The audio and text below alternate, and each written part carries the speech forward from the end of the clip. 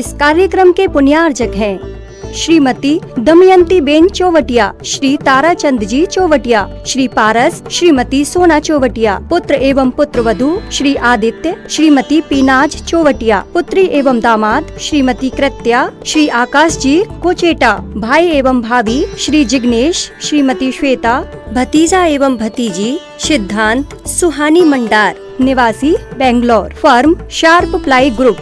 स्वर्गीय श्रीमती अनीता जैन जी की 6वीं पुण्यतिथि की स्मृति में श्री विनय जैन जी पति, पुत्री शिखा जैन, देवता Siddharth Jain, firm V Shah and company, manufacturers and exporters of tractor spare parts, पता 475 पटपड़गंज इंडस्ट्रियल एरिया, दिल्ली।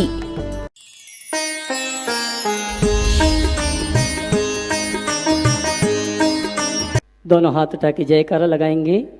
बोले देवादिदेव श्री आदिनाथ भगवान के जय जय जय।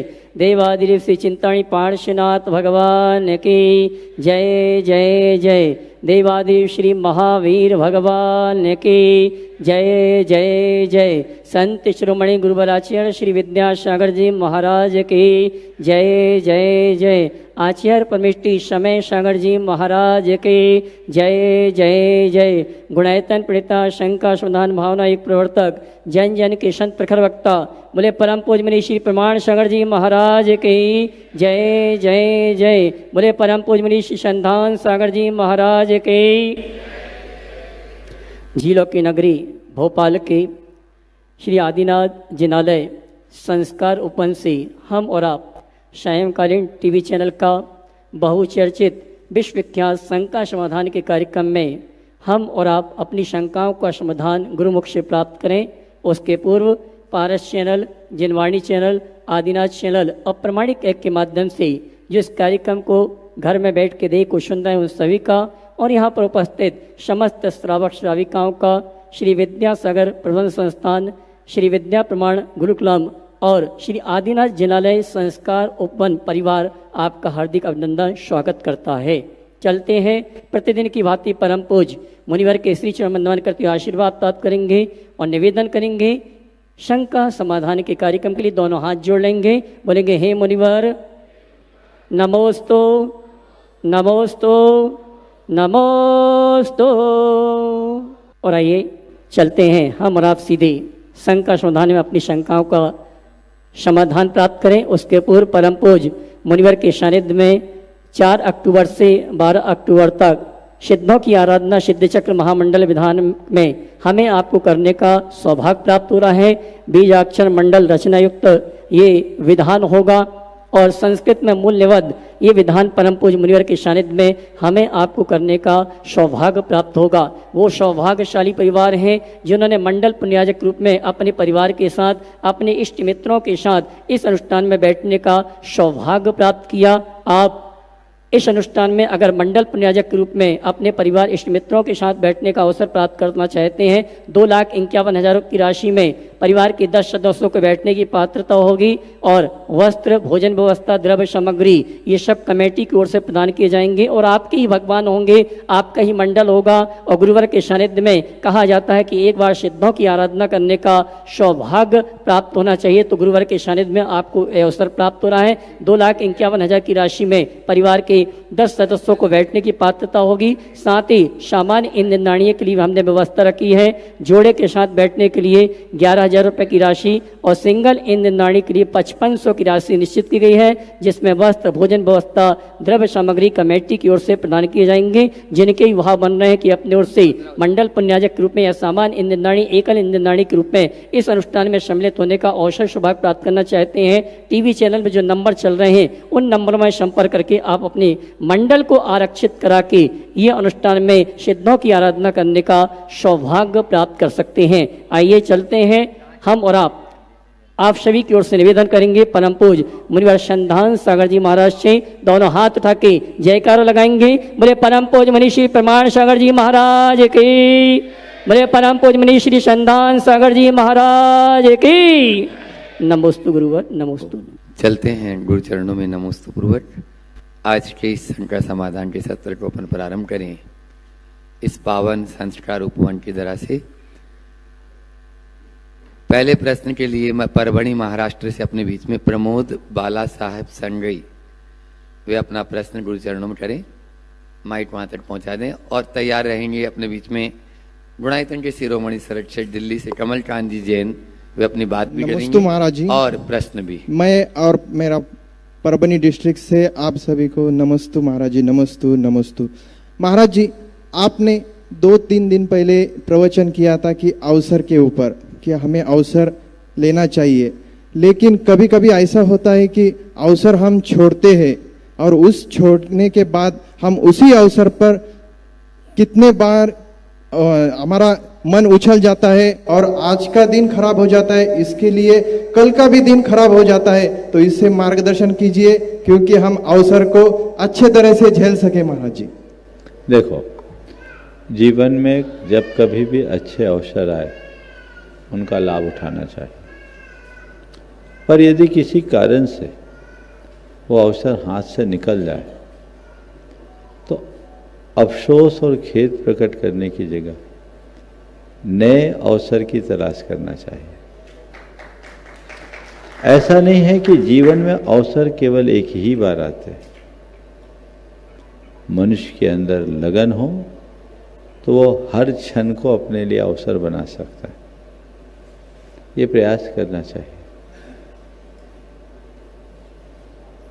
हम लोगों के जीवन में कई बार ऐसा होता है कि बहुत अच्छा अवसर आता है,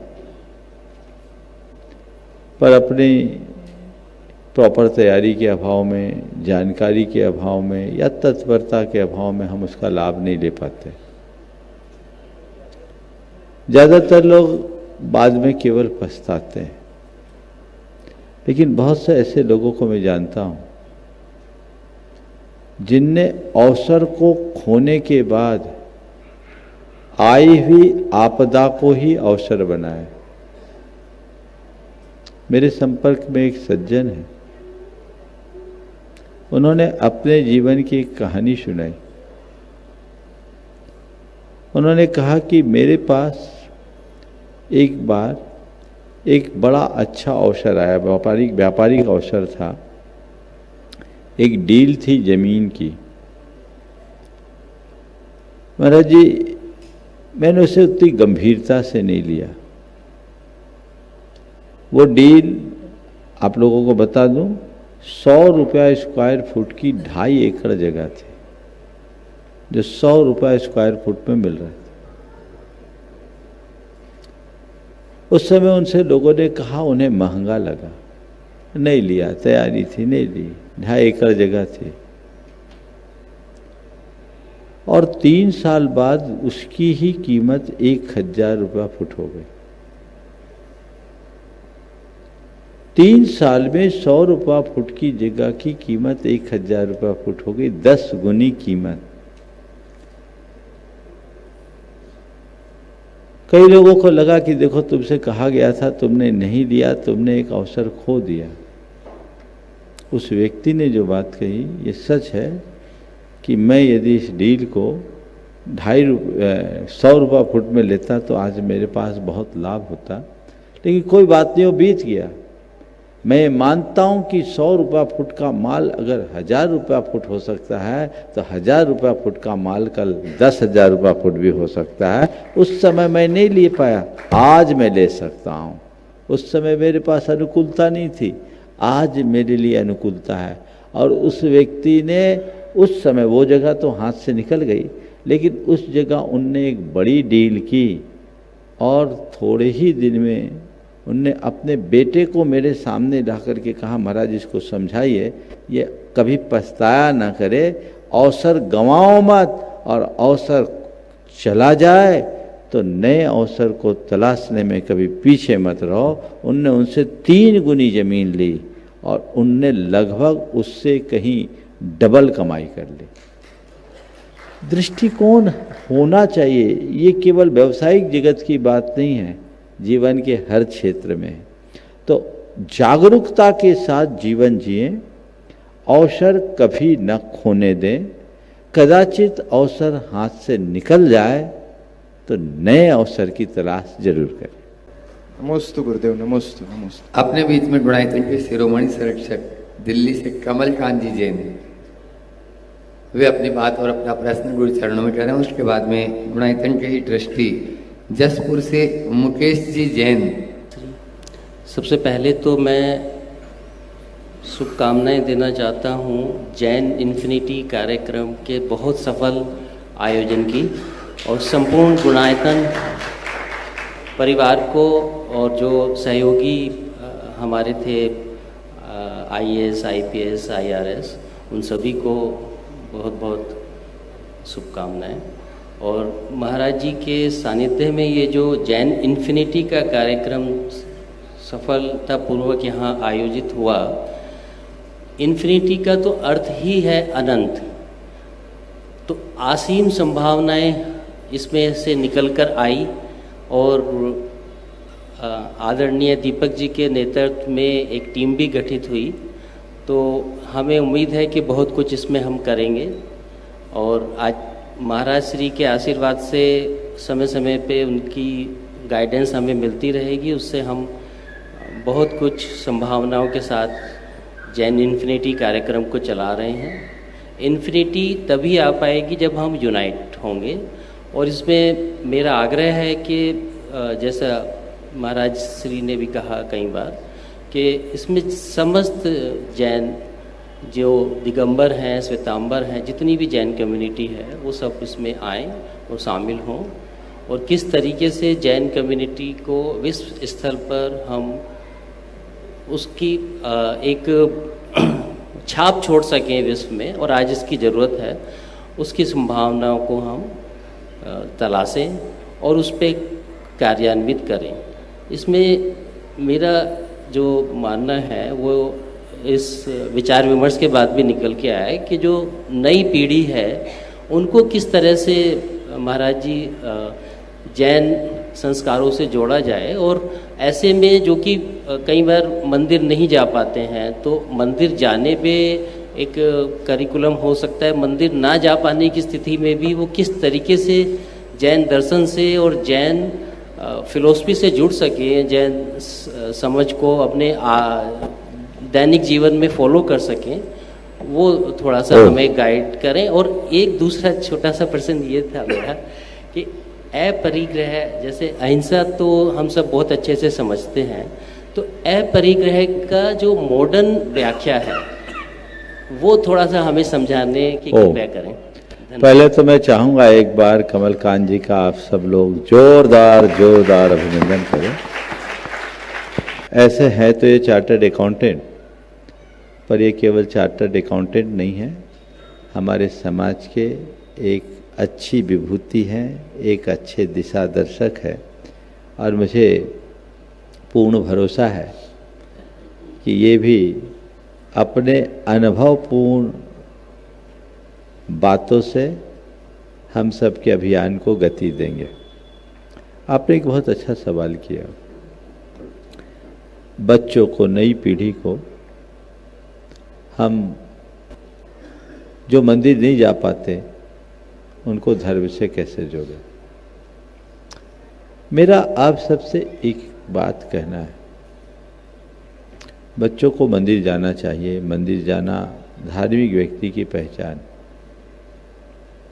लेकिन सब लोगों से मैं एक सलाह दूंगा कि आप बच्चों को मंदिर से जुड़ने की बात मत कीजिए, बच्चों को धर्म से जोड़ने का प्रयास कीजिए। हम लोग एक बड़ी बुनियादी कमी कर देते हैं। मंदिर से जोड़ने की हमारी ढेर कोशिशें होती हैं, लेकिन धर्म से जोड़ने का कोई प्रयास नहीं होता। नतीजा क्या निकलता है? बच्चा जब तक छोटा होता है मंदिर चला जाता है, बड़ा होने के बाद मंदिर उसके लिए अर्थ नहीं रखता, और चला गया तो चला गया, नहीं गया तो नहीं गया। लेकिन जो लोग मंदिर की जगह धर्म से जुड़ते हैं, उनकी प्राथमिकता में मंदिर होता है, वो मंदिर को कभी गौण नहीं करते। धर्म से जुड़ गए, उनको लगा उसकी लौ लगती है। तो आज के समय में सबसे ज्यादा जरूरत है तत्व ज्ञान के प्रसार की। बच्चे के अंदर ये समझ विकसित करनी चाहिए, मैं कौन हूं, मेरा क्या है। जुड़ जाए तो बदलाव आएगा। एक परिवार मेरे पास बैठा है, उदाहरण के लिए मैं दूंगा, मैं खड़े हो जाऊं, बच्चों के साथ एक साथ इनको कवर कर लो, और मैं चाहूंगा इसके बाद इनका ही सवाल आ जाए, उसके बाद मुकेश जी करेंगे। आप देख रहे इस परिवार को, एक मल्टीनेशनल कंपनी में काम कर रहा मैं। इनके दोनों बच्चे हैं, ट्विंस हैं। 9 साल पहले, 10 साल पहले जब हम कोलकाता जयपुर में थे तब इनका संस्कार हुआ था। आज ये बच्चे खुद ऐसे धर्म से जुड़े हैं कि इनके माँ बाप को कुछ कहने की जरूरत नहीं पड़ती। कोई भी चीज बिना ग्रेडियंट देखे खाते नहीं है। अभी ये खुद बताएंगे कि किसी बच्चे के बर्थडे के पार्टी में जाते थे, इतने छोटे से बच्चों के लिए इनका खाना अलग तैयार होता है। आप बताइए। ये हमारे डीसी जैन साहब हैं, खड़े हो जाओ आप। वो वृत्ति अपने, इनके पोते पोतियां हैं। ये बदलाव इनके अंदर ज्ञान जगाने से है, तो वैसा ज्ञान जगाएं, बच्चे हो या बड़े। हम तत्व ज्ञान के साथ जब धर्म करते हैं तभी उसका वांछित परिणाम मिलता है। तत्व ज्ञान के अभाव में हम कितना भी धर्म करें वो सतही होता है।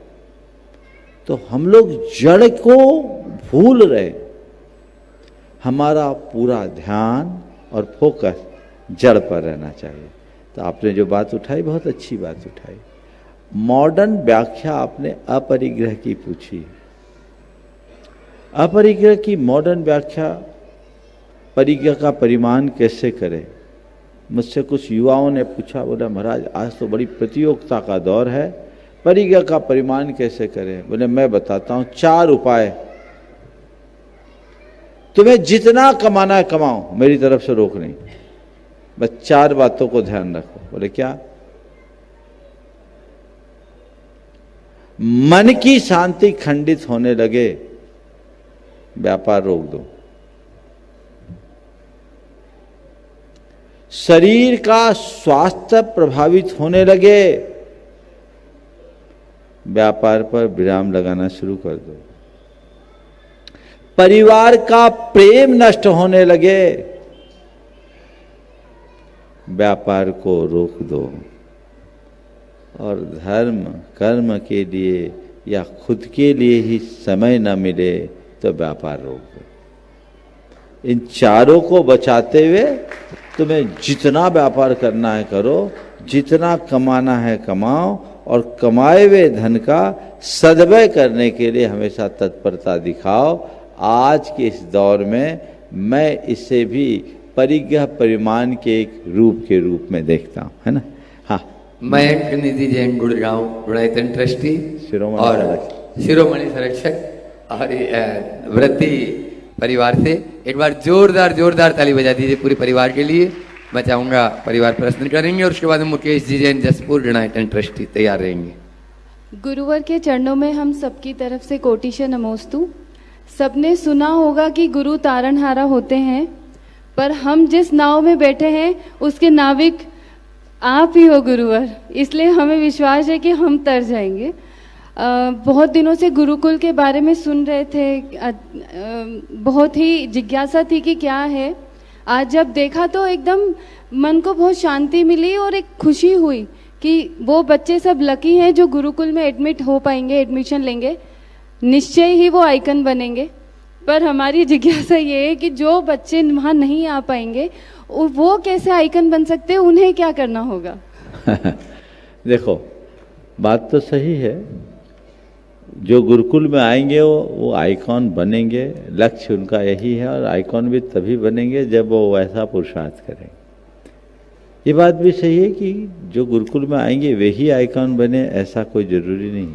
आइकॉन कोई भी बन सकता है, बशर्ते हम उनको अच्छे संस्कार दे, अच्छे आदर्श उपस्थित करें। पर मैं तो एक कहूँगा यहाँ गुरुकुलम का वह स्वरूप उभरेगा कि पूरे देश भर के लोगों की पहली प्राथमिकता यह गुरुकुलम होगा। तो फिर सवाल भी खत्म हो जाएगा। हमारी कोशिश हो कि सब अच्छे बच्चे यहीं आए। बहुत बहुत नमोस्तु। हाँ, मुकेश जी जैन नमोस्तु महाराज। जसपुर से, और उनके साथ में सचिन जी कोठारी जो नागपुर से अपने बीच में मुख्य आर्किटेक्ट हैं, और वो अपने पूरे परिवार के साथ में यहाँ पर उपस्थित हैं। मुकेश जी के साथ में हो जाए एक साथी, और 2 प्रश्न करेंगे। एक बार जोरदार ताली बजाते। बेटिया भी यहाँ आगे आ जाए। नमोस्तु महाराज जी। बोलो। महाराज जी, मेरा प्रश्न ये है कि सम्मेद शिखर की पहाड़ी पर जो भी टोक हैं उन पर तीर्थंकरों के जो पद चिन्ह बने हुए हैं वो कब और कैसे बने? क्या वे प्राचीन शिलाओं पर खुदे हुए थे या बाद में संगमरमर से उन्हें बनाया गया? और उनकी प्राण प्रतिष्ठा कैसे हुई? क्या पंचकल्याणक हुई तो कब हुई और किसने संपन्न कराई? देखिए, ये बात सही है कि सम्मेद शिखर हमारा शाश्वत तीर्थ क्षेत्र है। 24 में से 20 तीर्थंकरों की निर्वाण भूमि वह रही। अनादि से हम उनकी पूजा अर्चा करते आ रहे हैं। लेकिन वर्तमान में जो टोंक है वे लगभग 200 साल पुराने हैं, उससे ज़्यादा उनका इतिहास नहीं, 10-20 बरस ऊपर नीचे। उनकी प्रशस्तियाँ लिखी हैं, उस समय वो स्थापित हुए। इसके विषय में एक लोक श्रुति है कि एक समय तक लोग पर्वत पर वंदना के लिए नहीं जाते थे। कोई प्रामाणिक दस्तावेज नहीं, लोक श्रुति के आधार पर कह रहा हूँ। पर्वत को इतना पूज्य मानते थे कि उस पर पैर रखना भी पाप समझते थे। तो उस समय लोग पर्वत की परिक्रमा करते थे और उसके लिए पालगंज के राजा को नजराना देना पड़ता था। राजा अपने आदमियों को साथ भेजता था, तब लोगों की परिक्रमा से वंदना होती थी, ऐसा हमने सुना है। लेकिन 200 साल पूर्व कोई भट्टारक जी या यति जी ऊपर गए। पारसनाथ टोंक जहाँ बना है वो बहुत प्राचीन स्थल है और वहाँ सबसे ऊंची चोटी वही है। वहाँ जाकर उन्होंने 20 तीर्थंकरों के नाम की पर्चियों को मंत्रित करके उड़ाया और जो पर्ची जिस टोंक पर गिर गई वहाँ पर उन भगवान की टोंक बना दी गई। ऐसी जनश्रुति है, समझिए। तो ये उस समय से बनी हुई है, उससे पहले नहीं था, पर पर्वत ये है, इसमें कोई संशय नहीं। नमोस्तु महाराज जी। सचिन जी जैन। मैं चाहूँगा एक बार मुकेश भाई का आप सब जोरदार अभिनंदन कर दें। बहुत ही कर्मठ और लगनशील युवा है और गुणायतन के कार्यों में तो ये तत्परता दिखाते ही है। गुरुकुल के कार्य में भी इनने बहुत अच्छी अभिरुचि प्रदर्शित की है। एक बार इनका जोरदार अभिनंदन करें। नमस्ते जी कोठारी अपने पूरे परिवार के साथ आगे जाए और उसके बाद में तैयार रहेंगे अतुल जी साहा कन्नौज, शिरोमणि संरक्षक गुणायतन। गुरुदेव, एक प्रश्न कई बार मन में आता है, पूछने में संकोच होता है। 11वीं सदी में सोमनाथ का मंदिर हो या नालंदा यूनिवर्सिटी हो, 800 साल जिस यूनिवर्सिटी ने बच्चों को पढ़ाया, 22,000 बच्चे जब उसमें पढ़ते थे, उस समय बख्तियार खिलजी के 2,000 लोगों ने आके उस पूरी यूनिवर्सिटी को तबाह कर दिया। सोमनाथ की अगर हम लोग बात करें तो 16 बार उसके ऊपर में महमूद गजनी ने आक्रमण किए, 16 बार राजा ने उसको जीवन दान दिया, 17वीं बार जब वो आया वो जीत गया और राजा की गर्दन 1 मिनट में उड़ा दी। मेरा प्रश्न ये है गुरुदेव, हम लोग इतने जैन तीर्थ बनाते हैं, शिक्षण संस्थाएं बनाते हैं, हम लोग संख्या बल में कम है, हम लोग धन में आगे हो सकते हैं, लेकिन एक समय ऐसा भी आ सकता है जहां बाहुबल की जरूरत हो। क्या इस विषय के ऊपर में आप इस विषय पर कोई प्रकाश डाल सकते हैं? देखिए, आपने जो बात कही है वो दिख रहा है और ऐसा अतीत में हुआ भी है। एक समय था जब इस देश की बहुसंख्यक आबादी जैन थी। धीरे धीरे हमारा ह्रास हुआ, और जब जब ऐसा ह्रास हुआ तब तब हम पर आक्रमण हुए, हमारे धर्मायतनों का भंजन हुआ, हमारी संस्कृति का विनाश हुआ, हमारे साहित्य की होली जली। अतीत का ये काला इतिहास है। ये बात भी सच है कि आज जो मंदिर बन रहे हैं, कल इन मंदिरों की पूजा अर्चा हो, ये सुनिश्चित तौर पर नहीं कहा जा सकता। ये तभी सुनिश्चित किया जा सकता है और इसके विषय में तभी कुछ सुनिश्चित रूप से कहा जा सकता है जब हम आने वाले समय में भगवान के भक्तों को बना के रखें। मंदिर बनाने के साथ साथ हमें भक्त बनाना भी बहुत जरूरी है। जैन इन्फिनिटी के संदर्भ में जो कल और आज 2 दिन का विचार विमर्श हुआ है, यह कुछ ऐसी ही बातों को ध्यान में रखकर एक सुविचारित रूपरेखा बनाने के लिए हुआ है। मुझे बहुत प्रसन्नता है, इस विषय में पर्याप्त मंथन हुआ है और बहुत जल्दी इस पर विचार विमर्श करके कुछ तथ्यात्मक बातें सामने आएगी और उसे आगे विस्तारित किया जाएगा। एक गंभीर विषय है और इसलिए हर जैन को ये सोचना चाहिए कि मेरे सौभाग्य से मुझे पुरखों की संस्कार मिले हैं और मैं आज जैन बना हुआ हूँ। कम से कम मेरे बाद की पीढ़ी भी जैन बनी रहे और वह पीढ़ी बनी रहे, ये प्रयास मुझे करना चाहिए। ये बहुत सोचनीय बात है। हमारी जनसंख्या पूरे विश्व में 50-60 लाख से अधिक नहीं, और भारत में सबसे कम TFR प्रजनन दर जैनियों की है 0.5%। ये बहुत गंभीर और चिंतनीय विषय है। यदि यही सब हुआ तो हमारा नाम शेष रहेगा, हम अपनी पहचान खो देंगे, फिर हमारे हाथ में कुछ भी नहीं बचेगा। इसलिए हमें इन सब बातों पर गंभीरता से विचार करना चाहिए। खासकर युवाओं से मैं कहूँगा कि वे एक लक्ष्य रखें कि मुझ तक जो परंपरा आई है वह संस्कृति का प्रवाह आगे बढ़े, और संस्कृति तभी बढ़ेगी जब हम संतति को बढ़ाएं। नमस्ते गुरुदेव। नमस्ते। चिंतामणि सवाईमल जी परिवार से अतुल जी जैन शिरोमणि संरक्षक। बच्चियों को पूछना है क्या? कन्नौज से। हाँ, पूछना है, चलो। हाँ, पहले सचिन जी की सुपुत्री। हाँ, ये तीनों, सचिन जी एक बहुत अच्छे आर्किटेक्ट हैं और गुरुकुलम का बहुत सुंदर डिजाइन इन्हें तैयार किया, और इनके ऑफिस में इनकी बेटी और भांजी इनके साथ है जिन्हें सिडनी से आर्किटेक्चर के किया है। वह एक बार इनका भी जोरदार अभिनंदन करें। आप सवाल करें। नमस्ते गुरुदेव। आज के हमारे जनरेशन में जो दिखता है वही बिकता है, और एक तरफ जैनिज़्म के हिसाब से हमें त्याग भी उतना ही रखना चाहिए, तो आपके हिसाब से वो हमने बैलेंस कैसे करना चाहिए? जो दिखता है वो बिकता है, इसमें हमें कोई गुरेज नहीं होना चाहिए। ठीक है, तो हमें वो दिखाना भी चाहिए, और वो दिखाने के लिए केवल बाहर दिखाने की जरूरत नहीं, हमें अपने आचार और विचार से भी बहुत कुछ प्रदर्शित किया जा सकता है। आज उपभोक्तावादी युग है, विज्ञापन का दौर है।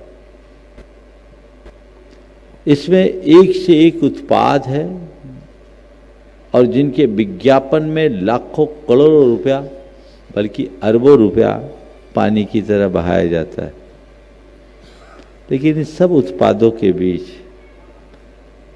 बोरोलिन आज भी सदाबहार है।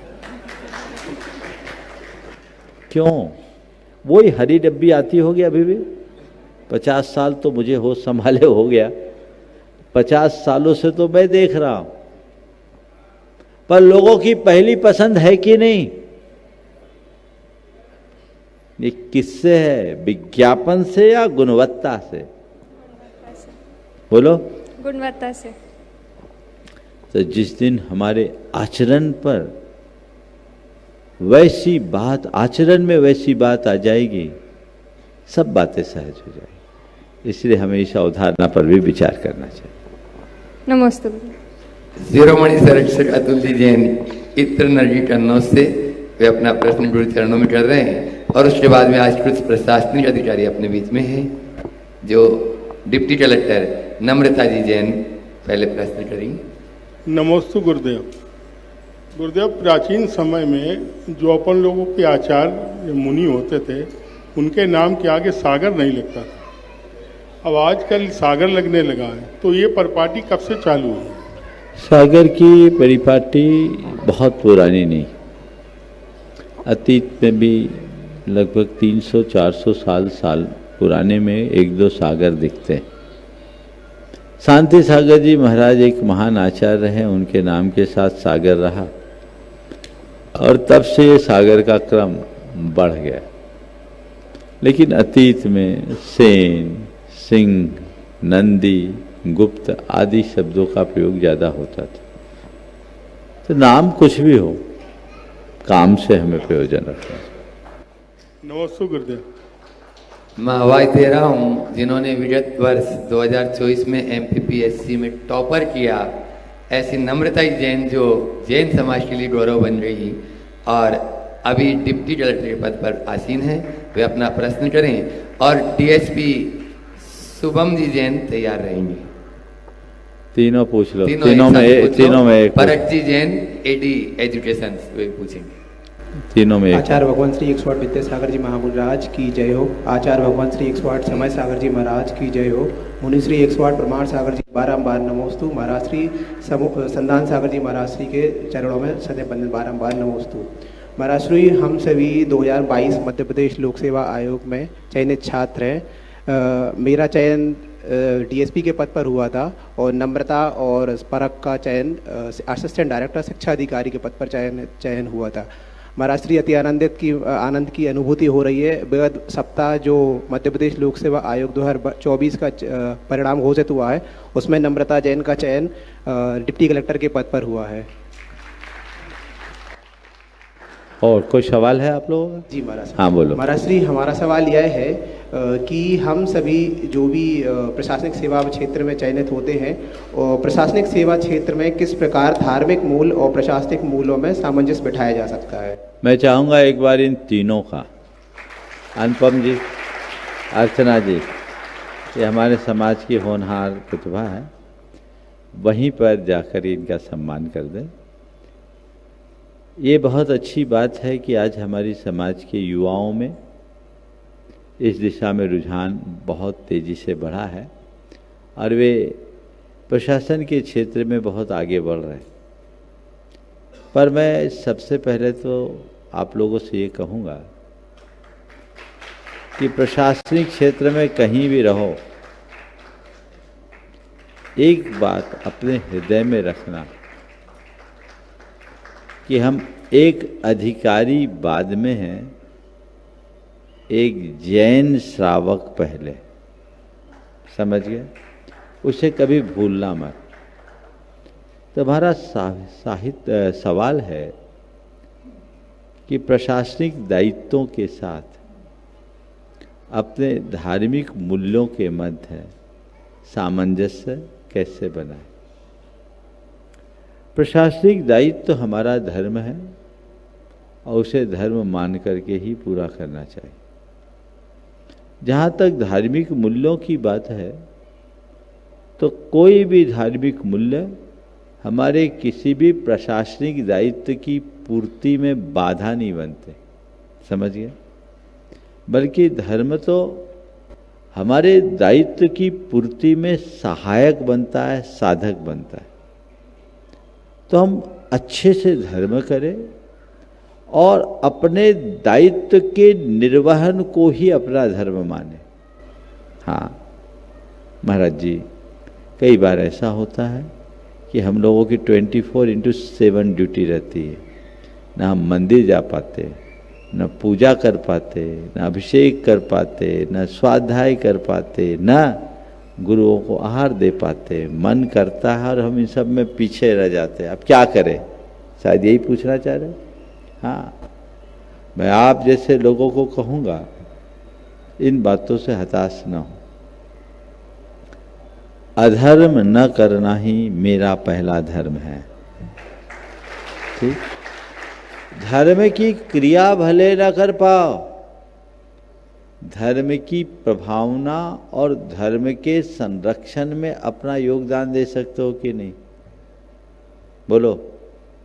एक अधिकारी अपने आधिकारिक दायरे के भीतर रहते हुए वह काम कर सकता है जो एक सामान्य व्यक्ति नहीं कर सकता। समझ गए? तो जहां रहो अपनी छाप छोड़ो। समझे? हमारे संपर्क में बहुत सारे प्रशासनिक अधिकारी हैं, आज रिटायर हो गए, बुजुर्ग है, लेकिन उनने जीवन में जैन मूल्यों की कभी उपेक्षा नहीं की। तुम्हारे ठीक आगे अतुल जैन हैं, खड़े हो जाओ। ये अतुल जी पीसीसीएफ के पोस्ट से रिटायर हुए अभी अभी।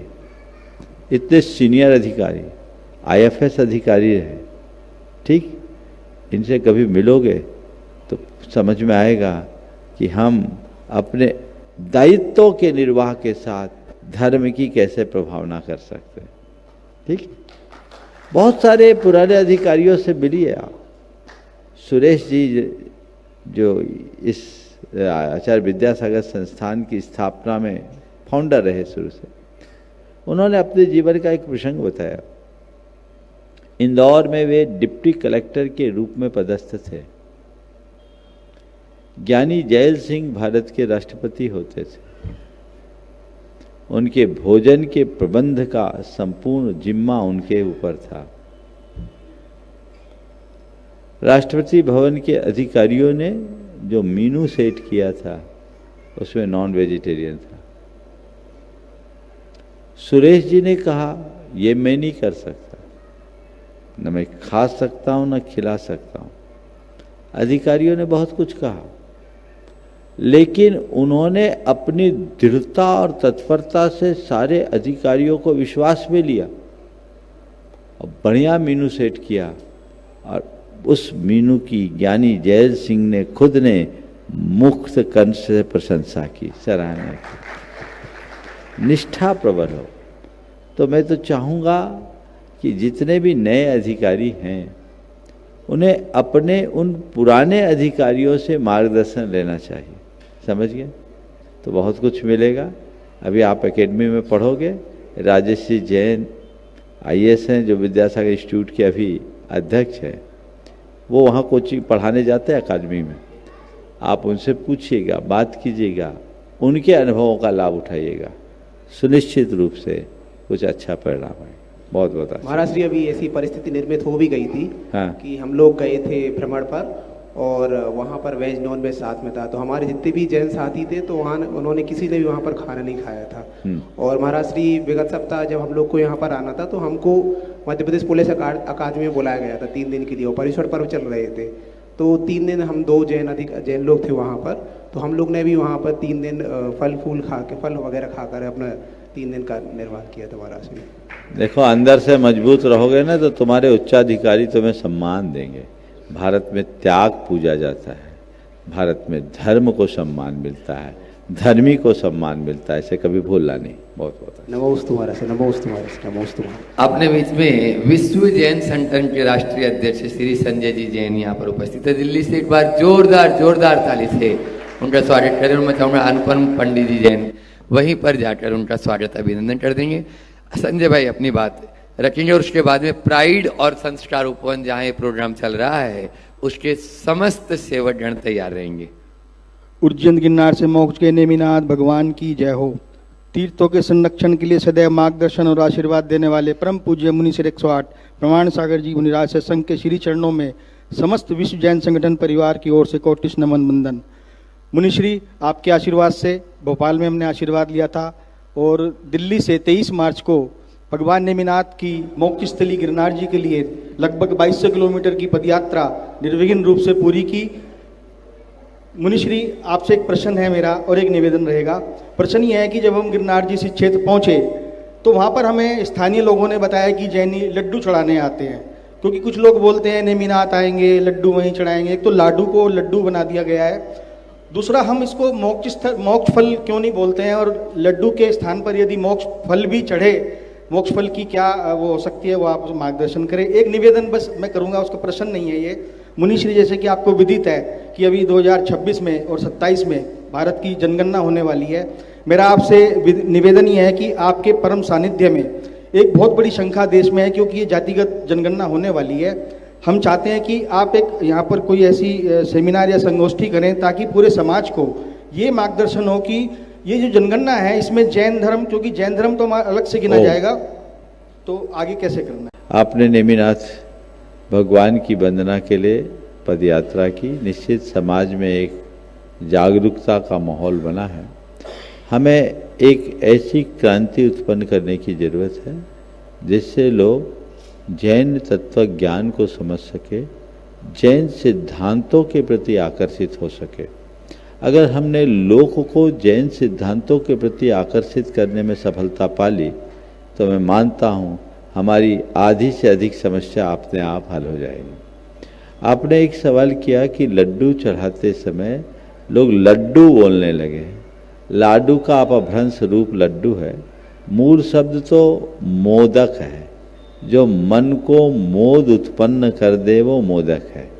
अब आपने पूछा कि फल भी चढ़ा सकते हैं, बिल्कुल चढ़ा सकते हैं, अर्घ्य भी चढ़ा सकते हैं, पर लाडू ही क्यों चढ़ाते हैं। अब इसके इतिहास में जाना पड़ेगा। लाडू का इतिहास कब से है ये बहुत पुराना नहीं मिलता, लेकिन हम आप सब ने जब से होश संभाला है तब से तो है ही।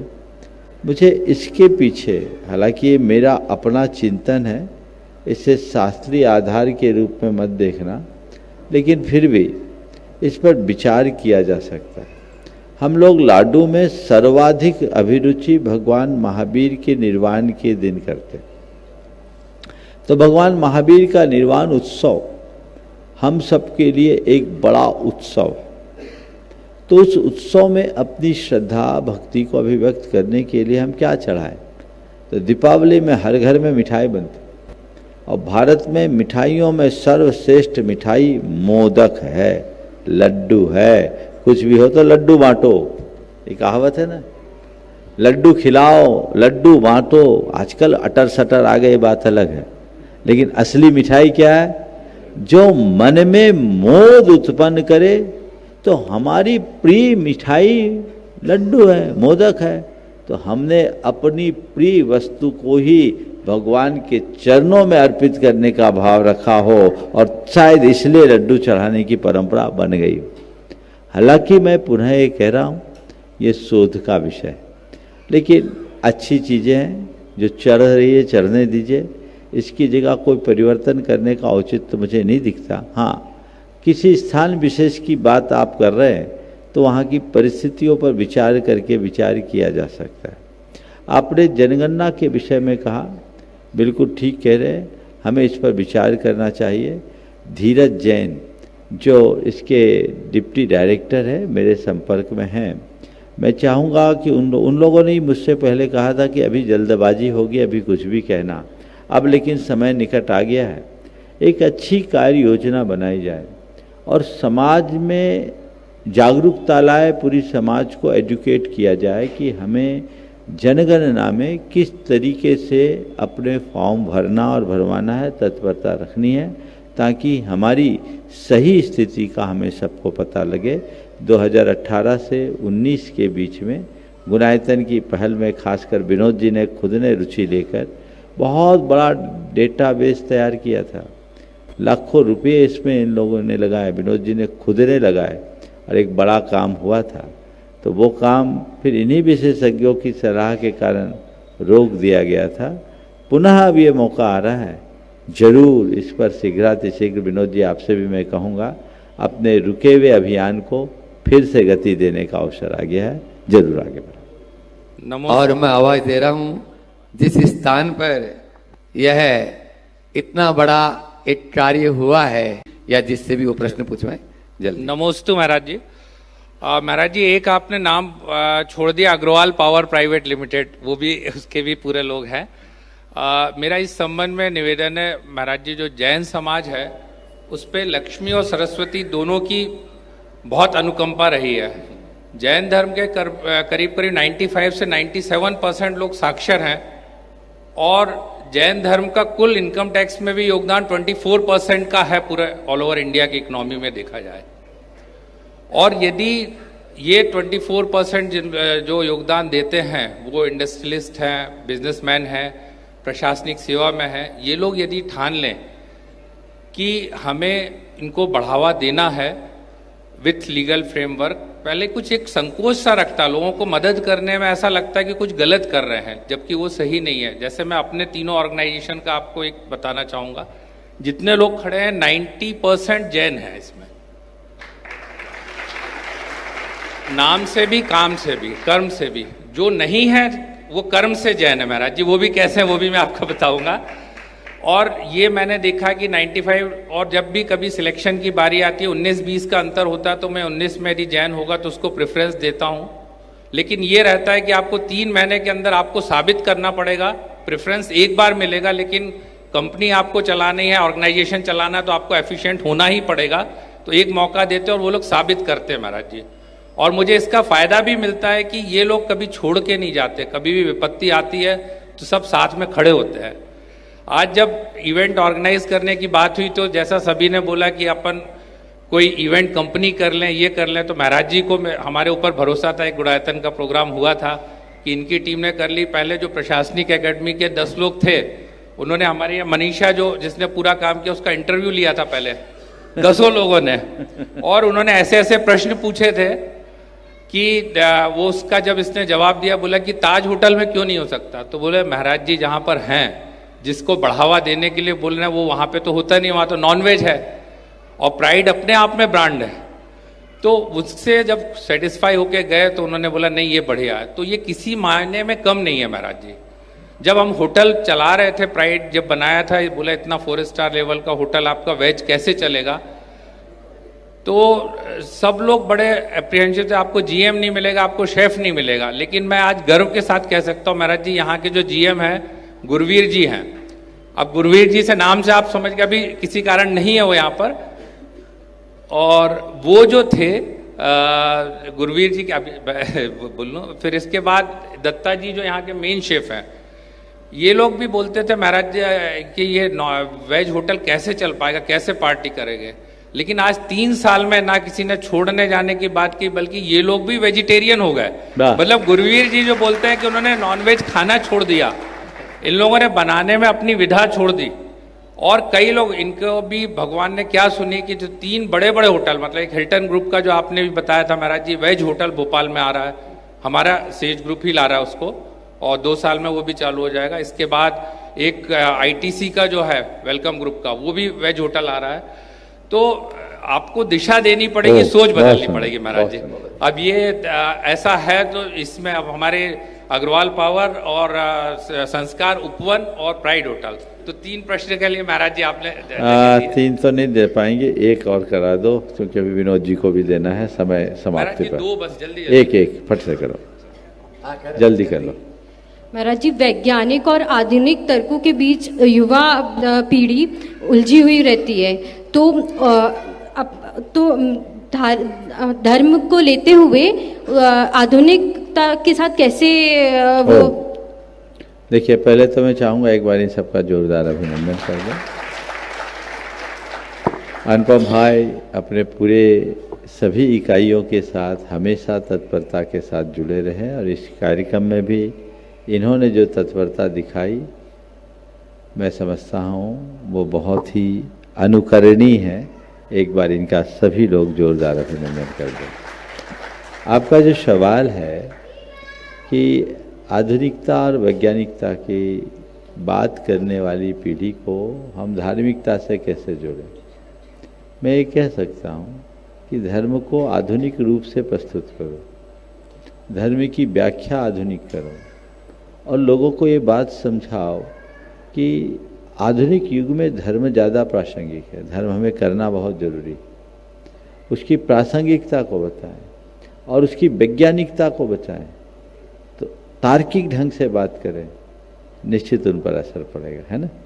चलिए एक सवाल एक और कर लो जल्दी से। ओम। नमोस्तु महाराज जी। महाराज श्री, मेरा जिज्ञासा है कि चेतन अवस्था में क्या मुनि दीक्षा देना उचित है समाधि मरण के लिए, और अगर उचित नहीं है तो उसका दोषी कौन रहेगा, परिवार वाले, मुनि या समाज? हमारे गुरुदेव कहा करते थे कि किसी की भी मुनि दीक्षा तब देनी चाहिए जिस समय मुनि दीक्षा लेते समय वो व्यक्ति चलकर आहार लेने लायक हो, अपने दम पर चलकर खड़े होकर आहार लेने की स्थिति में हो, उसको मुनि दीक्षा देनी चाहिए। बाकी को मुनि दीक्षा नहीं, उसे 10 प्रतिमा तक दे सकते हैं, क्षुल्लक बना सकते हैं, बैठ के वो काम कर ले, नहीं तो ये आगम के अनुकूल नहीं है, ऐसा गुरुदेव हमेशा कहा करते थे, इसलिए ध्यान देना चाहिए। आजकल अस्पतालों में डॉक्टरों ने जवाब दे दिया, एकदम सांसें हारी जा रही है और ज़बरदस्ती केस रोज कर दिए, पिच्छी पकड़ा दिए, कपड़े उतार दिए और लोग उनको मुनि मानने लगते हैं। ये चीज़ें सुसंगत नहीं है। मुनि व्रत, महाव्रत को पालन करना है, उसको इन सब दृष्टियों से देख करके ही करना चाहिए। एक बार जोरदार ताली बजा दीजिए फिर से। और मैं चाहूँगा अब आवाज दे रहा हूँ गुणायतन के अध्यक्ष से श्रीमान विनोद जी काला, जो रात दिन स्वप्न भी देखते हैं तो गुरुवर के बस सपनों को साकार करने में लगे रहे। और उसके पहले थोड़ा, हाँ आप तो आ जाए, विनोद भी आप तो आ ही जाएं। और उसके बाद उसके बाद पूरा समाज तैयार रहेगी। अपने पूरे दीप जी जैन अध्यक्ष, अतुल जी जैन सीएफओ और साथ में संजय जी जैन और उनके साथी, वे सभी पहले विनोद भी अपनी बात रखेंगे, उसके बाद पूरा समाज तैयार रहे। महर्षि, हमारे कलकत्ते में हमारे अपने अजीज श्री चंद जी पांड्या साहब का स्वर्गवास 2 दिन पहले हुआ। इतने धर्म के प्रति उनका इतने अनुराग थे, और उनका परिवार कैलाश चंद जी पांड्या साहब, प्रदीप जी पांड्या साहब, राजेंद्र जी पांड्या साहब, पूरा परिवार अभी इनकी जितनी बड़ाई की जाए कम है, स्तंभ है हमारे कलकत्ते के। तो उनको, उनके परिवार को थोड़ी सी शांति कैसे प्राप्त?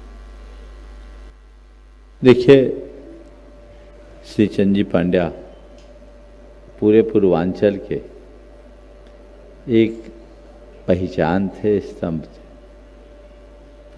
उस परिवार ने पूरे क्षेत्र में, कूच बिहार वाले थे ना, हाँ, पूरे क्षेत्र में धर्म प्रभावना के और समाज के कल्याण के अनेक उपक्रम संपादित किए। मुझे ध्यान है हमारे प्रवास में भी कैलाश चंद जी और उनके भाइयों ने काफ़ी अच्छी अभिरुचि रखी। आना जाना लोगों का लगा हुआ है, कब किसकी आयु पूरी हो जाए कोई पता नहीं। हम लोगों ने तो बचपन से ये सीखा है, राजा राणा छत्रपति हाथिन के असवार, मरना सबको एक दिन अपनी अपनी बार। मैं पूरे परिवार को कहूँगा कि इस विषय को लेकर रंच मात्र शोक न करें, अपितु उनके आदर्शों का अनुसरण करने का संकल्प लें। कोई व्यक्ति कितना जिया ये महत्वपूर्ण नहीं है, महत्वपूर्ण ये है कि कैसे जिए। बस हम एक प्रेरणा लें कि हमारा जितना जीवन शेष बचा है हम अच्छे से जिए और जीवन में कुछ अच्छा करें। मैं आपके माध्यम से पूरे परिवार को दोनों हाथों से आशीर्वाद देता हूँ कि वे अभी धैर्य रखें, विवेक और भेद विज्ञान का आश्रय लें। महर्षि, एक और निवेदन है, गुणायतन की परिवार की तरफ से मैं अकेला ही बोलने वाला हूँ, क्योंकि अध्यक्ष बोल सकता हूँ। महर्षि बोलो बोलो। महर्षि, आपसे निवेदन है, तहे दिल से निवेदन है कि अब जल्दी जल्दी पधारो। बिल्कुल बिल्कुल। शिखर जी जल्दी जल्दी पधारो, हम चाहते हैं जल्द से जल्द पंच कल्याणक हो जाए। बहुत सुंदर। चूनाभट्टी परिवार से डीके जैन साहब आज जो गुरुकुल मित्र से भी जुड़े हैं, एक बार जोरदार ताली बजा दें। वे अपना प्रश्न गुरु चरणों में करना चाह रहे हैं और वे अपना प्रश्न करें। उसके बाद में शिकागो से अपने बीच में दिनेश सुब्राजी जैन, शिकागो। मुनिद्वय के चरणों में बारंबार नमस्तु नमस्तु जी। महाराज जी, इच्छामि इच्छामि इच्छामि। गुरुवर, मैंने सुना है कि आपके अंतस में प्रमाणों की जो पिपासा थी उसको देखकर आचार्य श्री ने आपका नामकरण किया था।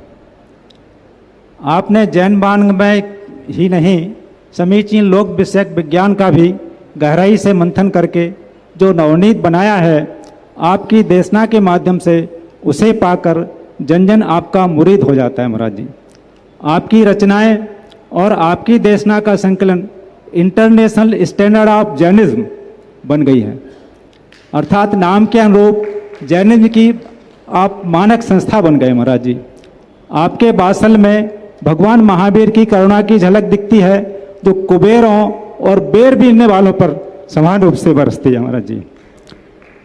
महाराज जी, छैडाला में कहा गया है, मुनि वृद्धार अनंत बार गरीबे को उपजायो, पैने आत्म ज्ञान बना सुख लेस न पायो। तो महाराज जी, दिगंबर संत का इतनी कठिन तपस्या करने के बाद भी क्या कोई ज्ञान से विमुख रह सकता है? देखिए, बहुत अच्छा सवाल किया है। मुनि व्रत पाल अनंत बार गीवक उपजायो, पै निज आत्म ज्ञान बिना सुख लेस न पायो। इन पंक्तियों को आधार बनाकर कतिपय लोग मुनि जीवन की निरर्थकता घोषित करते हैं और कह देते तो इतनी बार निमंत मुनि बन गया, उससे क्या होगा। पहले तो मैं कहूँगा कि इन पंक्तियों में भी मुनि बनने के महात्म का ही उल्लेख है, यहाँ मुनियों का मखौल नहीं। अगर कोई व्यक्ति अनंत बार भटका है तो मुनि बनने के कारण नहीं, आत्मज्ञान के अभाव में भटका है। आत्मज्ञान से शून्य मुनि भी यदि मुनि पद धारण करता है तो 9वें ग्रेवेक तक जा सकता है। शास्त्र के विधानानुसार मिथ्या दृष्टि जीवों का 12वें स्वर्ग से ऊपर उपात संभव नहीं है। लेकिन ये मुनि व्रत की कैसी प्रगाढ़ महिमा है कि जो मिथ्यात 12वें स्वर्ग से ऊपर नहीं जाता, अगर मुनि के साथ जुड़ा हो तो 9वें ग्रेवेक तक जा सकता है। यानी मिथ्यात्व के आत्मज्ञान शून्य होकर के भी मुनि बनोगे तो 9 ग्रेवेक तक पहुंच जाओगे, और अगर आत्मज्ञान पालो तो मोक्ष का द्वार तो खुलेगा ही खुलेगा, मुक्ति मिलेगी तो केवल मुनि बनने से मिलेगी। इसे इस दृष्टि से देखने का प्रयास करना चाहिए।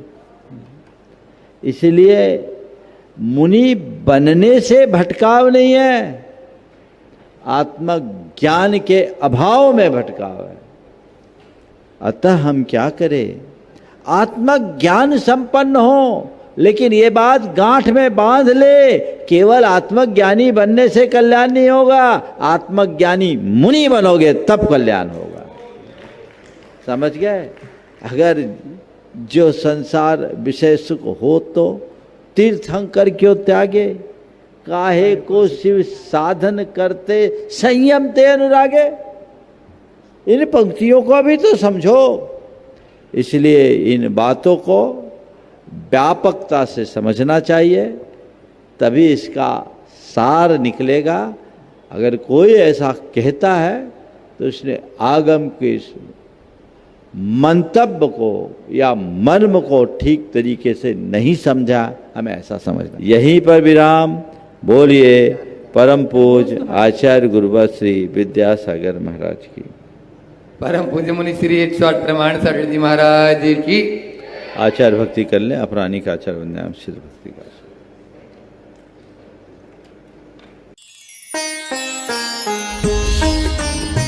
इस कार्यक्रम के पुण्यार्चक थे श्रीमती दमयंती बेन चौवटिया, श्री ताराचंद जी चौवटिया, श्री पारस, श्रीमती सोना चौवटिया, पुत्र एवं पुत्र वधू श्री आदित्य, श्रीमती पीनाज चौवटिया, पुत्री एवं दामाद श्रीमती कृत्या, श्री आकाश जी कोचेटा, भाई एवं भाभी श्री जिग्नेश, श्रीमती श्वेता, भतीजा एवं भतीजी सिद्धांत सुहानी मंडार, निवासी Bangalore, firm sharp ply group.